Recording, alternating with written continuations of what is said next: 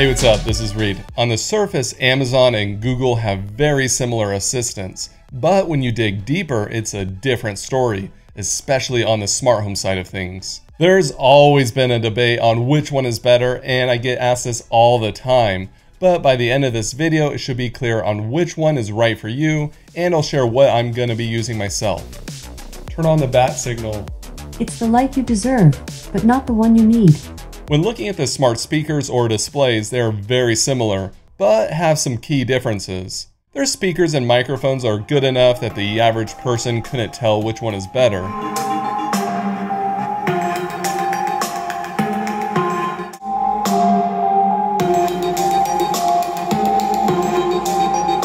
In my opinion, the Echoes have the slight edge. They sound better, have a 3.5mm line out for an external speaker, and there's a mute button instead of a switch. That way, if you mute the speaker with your voice, you don't have to switch it on and off to unmute it like Google. These are factors to consider, but I wouldn't buy one or the other based on these things alone, since you can connect either one to a Bluetooth speaker for better audio. The bigger factor to me is their smart displays. Google's displays are almost twice as fast when using the touchscreen. If you want a display to control your smart home, then I would definitely take this into consideration. The Nest Hub Max also has a camera that can recognize your face and display content specific for you. That way, each person in the house can have their own custom experience when they walk up to the display, which is pretty cool. But when it comes to voice, both of them can recognize different voices and give a personalized response based on who's talking. Amazon also has so many more devices to choose from with their assistant built in.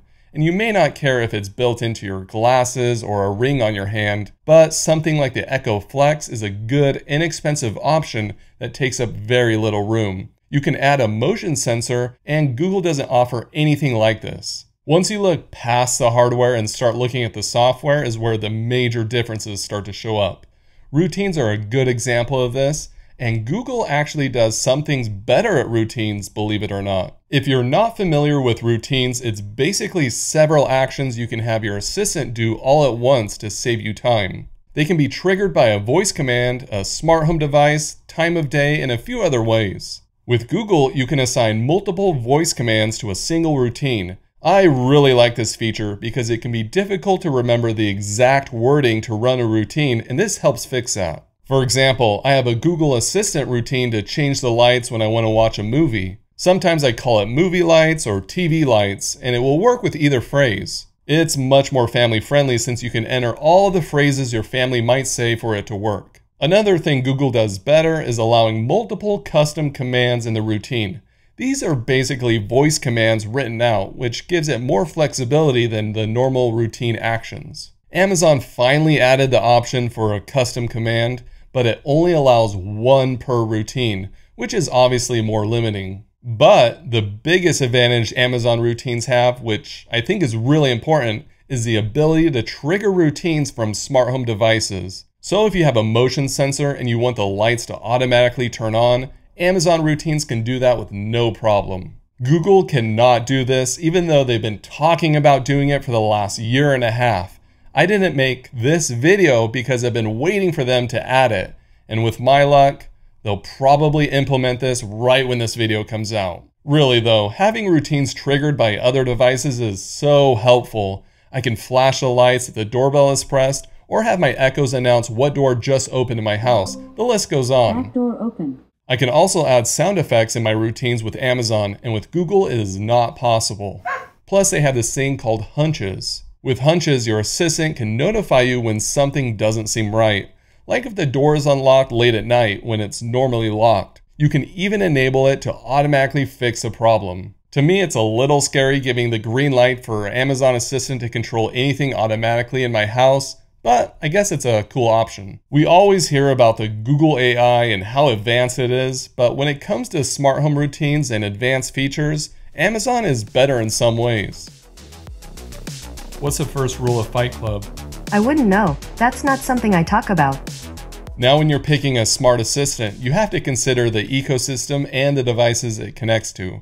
For example, video doorbells are very popular, but they work differently with each assistant. Since Google bought Nest, the Nest doorbell and the Google Assistant work nicely together. When the doorbell is pressed, the live view is automatically displayed on the Nest Hub. It can also use facial recognition and announce who is at the door, which is amazing. Reed is at front door. Amazon cannot recognize faces on Ring, but it is more flexible when it comes to displaying the live view of a doorbell because it works with other doorbells. Again, this is the advantage of Amazon routines being triggered by devices. When it comes to security, Amazon has a leg up since they have the Ring alarm system. Meanwhile, Google randomly stopped making their Nest secure. You can use the Ring door contact sensors as triggers for the Amazon routines. And there's also the Amazon Guard feature. It will use the microphones on your Echo devices to listen for glass breaking and smoke alarms. Plus, it can randomize the lights at night to make it seem like you're home. Google doesn't have anything like this, so props to Amazon. But Google does have something that makes them extra secure, and that's 24/7 cloud recording. It's only a couple more dollars a month over Ring's plan, which only records individual events. 24/7 recording is really incredible, and once you use it, the event-based recording feels less secure. When it comes to TVs, Amazon has the Fire Stick and Fire Cube, while Google has the Chromecast. They work similar with the Assistant available from either remote, but Amazon also has their smart home dashboard on their Fire TV display now. It's a little too slow for me to want to use it, but some people might like it. Again, Google doesn't offer this, so keep that in mind. The biggest factor for ecosystems is whether or not you use an Android phone. You can control your smart home devices and run routines using the same Google Assistant built into your phone as your smart speaker. Plus, holding the power button can also allow quick access to devices in Google Home as well. When it comes to third-party integrations, if a smart home device works with one of the assistants, it usually works with the other one as well. They're both highly compatible. There are two big differences though. One is Amazon has way more skills in games. It's not something I use all the time, but it is fun with my kids. The other is notes and reminders. Amazon uses their own within the app, which I almost never check on my phone, where Google uses their Google Keep and reminders for theirs, and it's way more convenient. There's also a handful of extra features Amazon offers that are not available on Google. You can change the wake word on Echo devices, but Google doesn't let you. And this is weird, if you whisper to the Echo, it will respond in a whisper back so you don't wake up anyone. Oh, good night. Don't worry, you gave me complete control over your house, so nothing could go wrong. Google has night mode that kind of does this, but it has to be scheduled. Amazon also has brief mode to not respond with words when it completes a task, so it's less annoying. There's also a new energy dashboard with Amazon to see a snapshot of what devices are using more energy than they should. Lastly, the biggest one for me is the ability to drop in on a specific Echo device and hold a full conversation with someone across the house. People try workarounds with Google by calling or broadcasting back and forth. It's not the same though, since it's not one continuous conversation like a phone call. These features may not be enough to make you switch to Amazon, but it is worth knowing about if you're weighing the pros and cons. When you look at what's coming up this year for these two assistants, Amazon blows Google out of the water. At Amazon's event this last fall, they showcased a bunch of improvements with their assistant.